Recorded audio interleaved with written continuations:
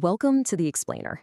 Today, we're diving straight into a culinary moment that literally leaves European visitors completely stunned. I mean, we are dropping right into what looks, at first glance anyway, like absolute organized chaos. We're talking about a dining experience that completely shatters expectations, challenges every single ounce of traditional table etiquette you've ever learned, and turns a simple dinner into a loud, unforgettable social event.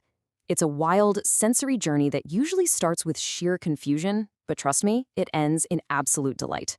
So, picture this. Imagine sitting down at a restaurant in America. You're a visitor, maybe you're from Europe, and you're expecting the usual setup, right? A nice, clean porcelain plate, maybe a neat little bowl, and definitely some heavy, polished silverware wrapped tightly in a crisp linen napkin.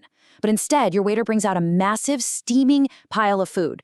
The sharp, intoxicating scent of garlic, cayenne pepper, and Old Bay seasoning just hits the air. And then the waiter does something completely unthinkable. They dump the entire, heavy, piping hot meal directly onto the bare table. The shrimp, the crab, the potatoes, just all of it right there. It immediately prompts the bewildered guests to look up, eyes wide, and ask this exact stunned question. Are we actually supposed to eat it like this? And the answer you get? A very simple, unapologetic, and punchy yes. Just yes. This one-word answer basically kicks off an incredible cultural shock.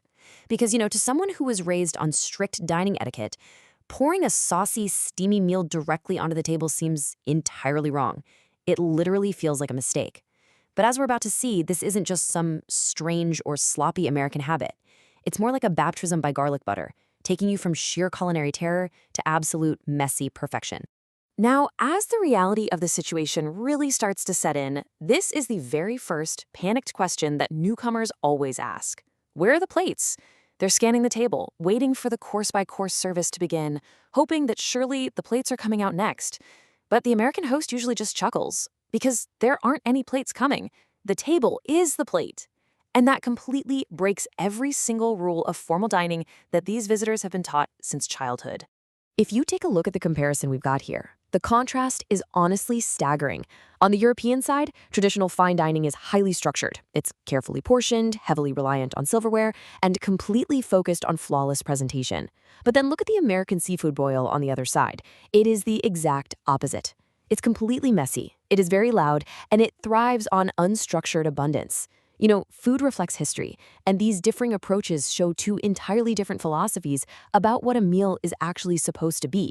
One is all about individual refinement, while the other is deeply rooted in working-class, communal survival and celebration. But hey, before we get into the actual mechanics of how you eat this beautiful mess, let's just talk about what's actually on the table. We're talking absolute abundance here. A boil isn't just a grocery list, it's a mouth-watering regional symphony. Down in Louisiana, you're going to see a massive focus on crawfish, deeply tied to those Gulf Coast bayou traditions. In other areas, thick, sweet shrimp and massive crab legs take center stage. And they're joined by smoky sausage, sweet corn on the cob that literally bursts with juice, and soft potatoes that soak up absolutely everything.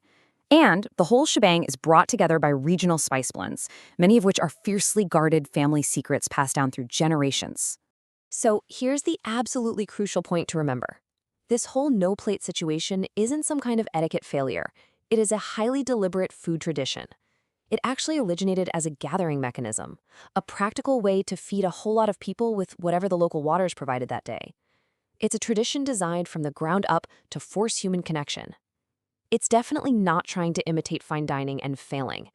Instead, it prioritizes community and bold flavors over pristine presentation.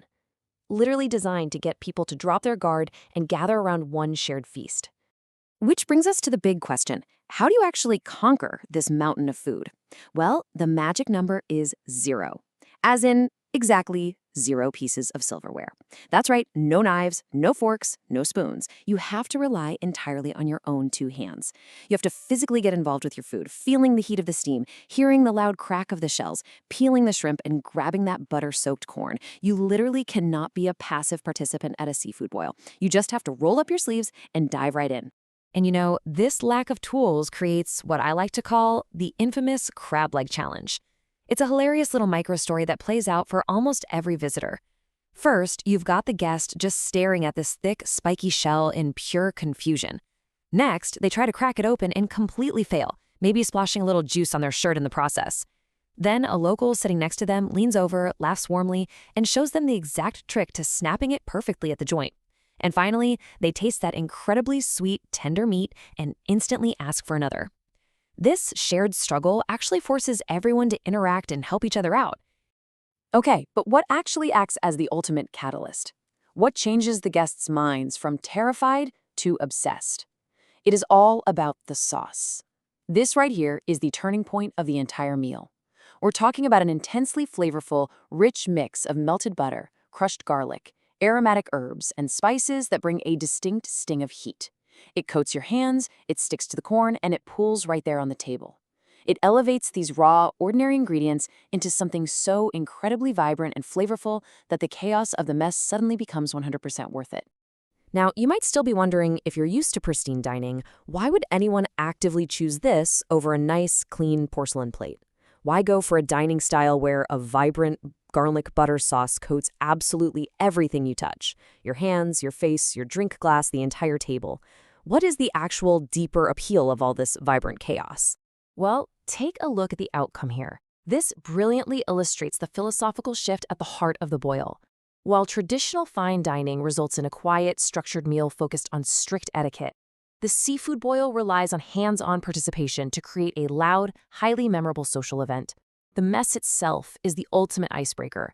It completely shatters social barriers, turning the dinner into an active, engaging event filled with laughter, shared struggles over crab shells, and genuine, unfiltered connection.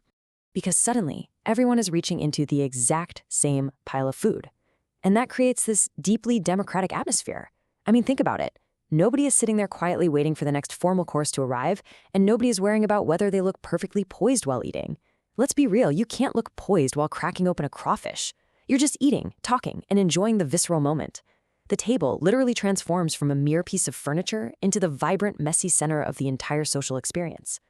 And that brings us to the absolute best part of the night, the ultimate turning point. Those exact same European guests who initially stared at the table in absolute horror, wondering where the plates were, they end up completely transformed. By the end of the evening, with deeply messy hands and a massive pile of empty crab shells sitting proudly right in front of them, they are the ones looking eagerly at the host and asking this exact question. When are we doing this again? It's just the ultimate proof of the power of stepping outside your cultural comfort zone. So, as we wrap up this explainer, the big takeaway here is that ditching the formal plates and silverware isn't a sign of bad manners or lack of refinement. It's actually a generous, deeply rooted American tradition built around community, flavor, unabashed abundance, and the sheer joy of bringing people together. It proves that sometimes the most memorable, fantastic meals aren't the ones where everything looks absolutely pristine and perfect. They're the ones that get a little messy. So, I'm going to leave you with this one final thought. The next time you see an enormous, steaming feast dumped directly onto a table, what are you going to do? Will you judge the chaos and ask for a plate? Or will you forget the rules, roll up your sleeves, and taste the magic for yourself? Because honestly, if a simple seafood boil can completely change the way we look at dinner, just imagine what other messy, delicious traditions are out there.